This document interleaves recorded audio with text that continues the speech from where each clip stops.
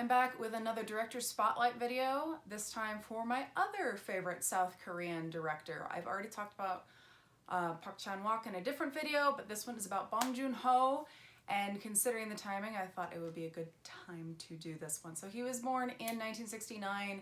I know he takes a lot of influence from Quentin Tarantino and from Martin Scorsese especially, and it does show in his work.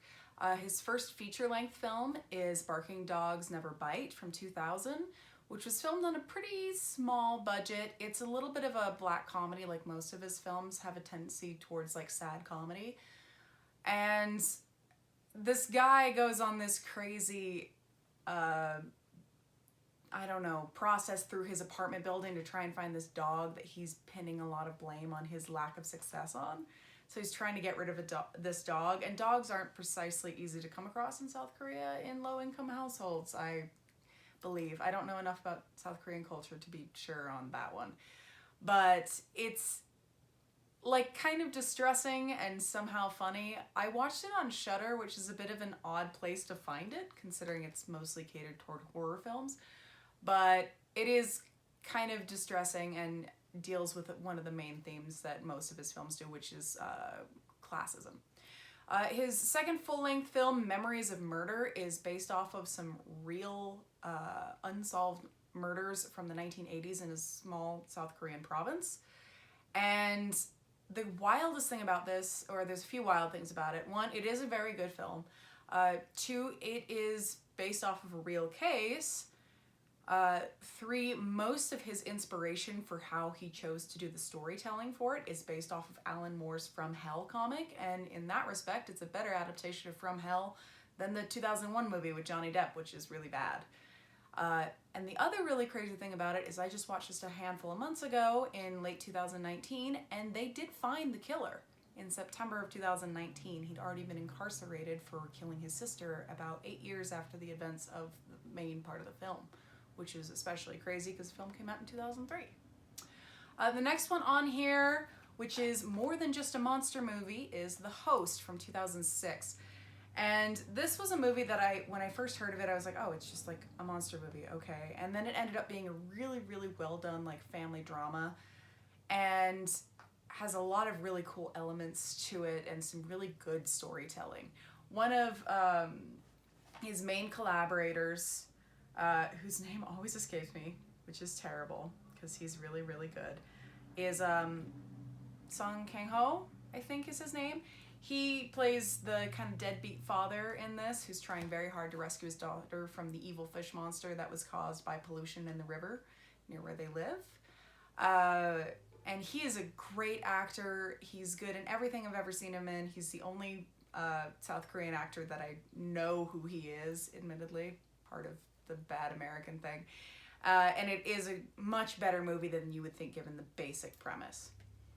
The next one on here is the only one I haven't seen, and he is one of 3 directors in it. It was just called Tokyo with an exclamation point from 2008. I know one of the directors is French. I can't remember everybody that directed it, and I haven't watched it. I don't know if it's good or bad, so I don't really know anything about that one. The next one, which is the only one of his I really wasn't as impressed by as I wanted to be, is Mother from 2009. And a local girl in this small town got killed, and everyone blamed this woman's son for it, and so she kind of went on a vigilante murder mystery to try and figure out what actually happened. I don't remember the film very well. I wasn't as impressed by it as I was hoping for. It wasn't bad, but it wasn't as good as I was hoping for, so I don't remember it very well. Next one on here I do have a copy of, which is Snowpiercer from 2013, which is more or less his only English language film.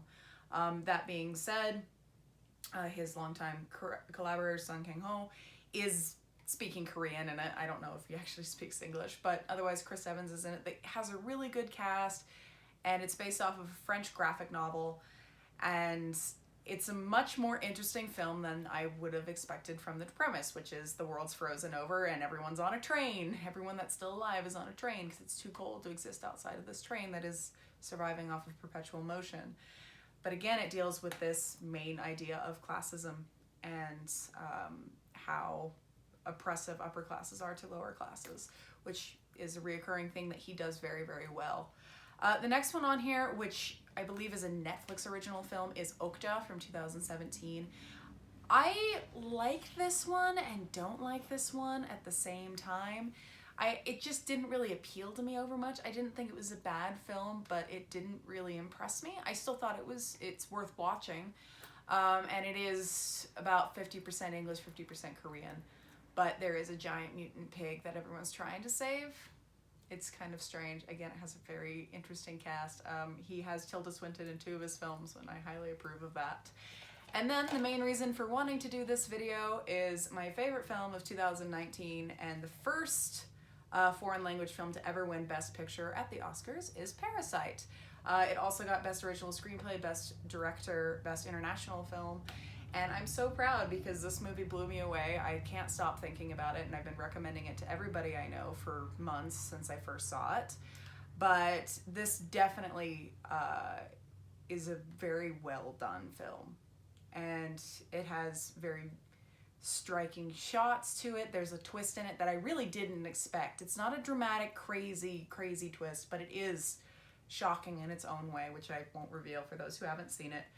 But this has people that are at the bottom of the hill and people at the top, and the only way they can interact is the lower class serving the upper class, and even if they don't mean it maliciously, they harm each other so badly. And it does lead to a rather crazy climax because of it.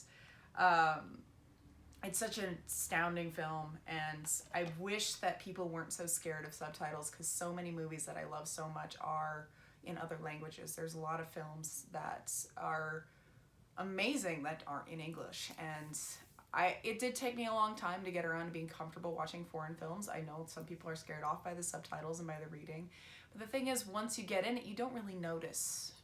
Like after the first 10 minutes, you don't really notice that much. You just kind of get into the swing of it, and it's not that bad. But I figured that this would be a good director spotlight to include, seeing as he's made some history, and I'm very proud for him and for the amazing cast and people that worked on the film. Anyway, hopefully you check one or all of these out. If you have any other South Korean directors in mind, because I only really know the 2, then please leave suggestions in the comments. Till next time, Darklings.